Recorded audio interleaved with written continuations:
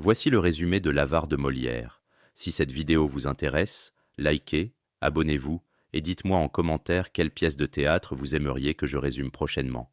Mais au fait, pourquoi l'obsession pour l'argent nous fait-elle toujours autant rire après plus de 350 ans? Je vous donne la réponse à la fin de cette vidéo. Alors voici l'histoire. Harpagon est un homme dont la tendresse se mesure en écus et dont les élans du cœur se comptabilisent en liards. Ce vieillard acariâtre n'aime qu'une chose au monde, une modeste cassette bourrée d'or qu'il cache comme un trésor de guerre et qu'il contemple avec l'émotion d'un père devant son nouveau-né. Hélas, ce père-là soupçonne ses enfants de vouloir le détrousser. Car oui, Harpagon a 2 enfants. Cléante, le fils, est amoureux de Marianne, une jeune fille aussi douce que désargentée. Élise, la fille, aime Valère, un galant qui, pour mieux approcher sa belle, s'est glissé sous les habits d'un intendant. Mais ces 2 amours-là viennent buter sur un obstacle de taille, l'avarice paternelle. Non content de vouloir marier sa fille à un vieil homme fortuné et son fils à une veuve bien dotée, Harpagon projette, comble du grotesque, d'épouser lui-même Marianne, l'amoureuse de son propre fils.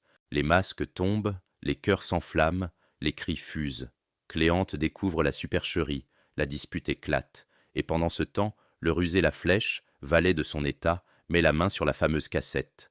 À cette annonce, Harpagon devient l'ombre de lui-même. Il vocifère, accuse, tempête. Il parle aux murs, aux cieux, au public. Il soupçonne même son ombre d'être complice du vol. Mais le hasard, ou plutôt Molière, aime les coïncidences heureuses.